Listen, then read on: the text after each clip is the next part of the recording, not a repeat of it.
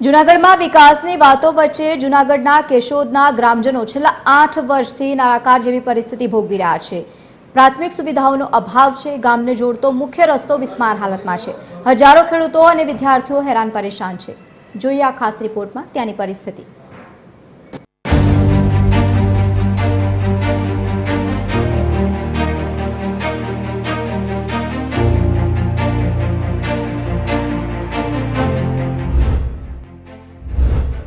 આ દ્રશ્યો છે જૂનાગઢ જિલ્લાના કેશોદના અગતરાયથી મોવાણા ગામ તરફ જવાના રસ્તાના, જેને જોઈને નક્કી કરવું મુશ્કેલ છે કે આ રસ્તો છે કે ખાડા।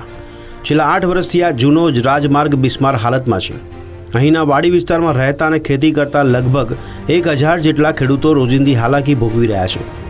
રસ્તો ખરાબ હોવાને કારણે ગ્રામજનોએ 17 કિલોમીટરનો લાંબો ફેરો ફરવો પડે છે, જેમાં સમય અને પેટ્રોલ ડીઝલનો વ્યય થઈ રહ્યો છે। મારા ગામના રસ્તાની પરિસ્થિતિ 2017-18થી આમને આમ જ છે।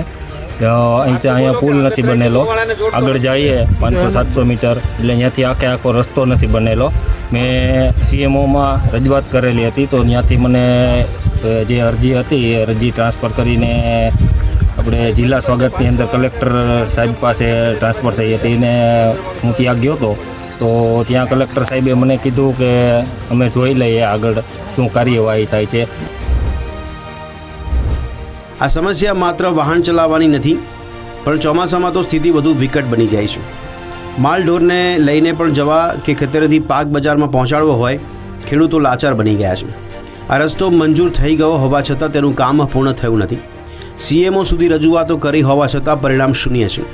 ગામના સરપંચનું કહેવું છે કે જો આ રસ્તો બને તો હજારો લોકોની સમસ્યાનો અંત આવે તેમ છે। અમારા ગામની સમસ્યા અગતરાયના રાજમાર્ગની છે। ટૂંકમાં આ બધા ખેડૂત છે ને દુઃખી છે। બધાને 2 કિલોમીટર વાળી થાય છે ને 17 કિલોમીટર ફરીને આવવું પડે છે। આમ હરિકૃપા હોટલે થાય, અગતરાય થઈને વાળીએ આવે છે, અને ચોમાસામાં તો કોઈ આવી નથી શકતા। અને અત્યારે આ પુલની પરિસ્થિતિ ખરાબ છે, એને લીધે કોઈ 2 વ્હીલર જઈ શકતી નથી। બીજી તરફ તંત્રના પોતાના જ અલગ તર્ક છે। RNB વિભાગના અધિકારીના જણાવ્યા મુજબ 2019માં રસ્તો મંજૂર થયો હતો અને 70% કામ પૂરું થઈ ગયું હતું, પરંતુ સમસ્યા પાણી નિકાલની છે।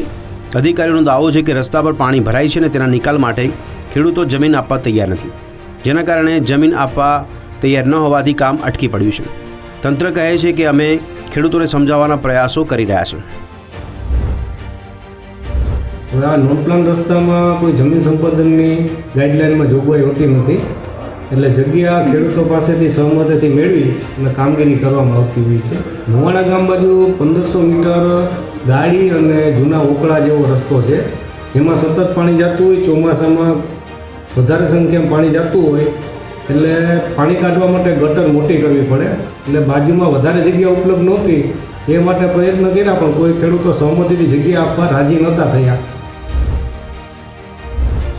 એક તરફ તંત્ર ખેડૂતો પર જમીન ન આપવાનો દોષનો ટોપલો ઢોળે છે, તો બીજી તરફ ખેડૂતો 8 વર્ષથી સુવિધાની રાહ જોઈને થાક્યા છે।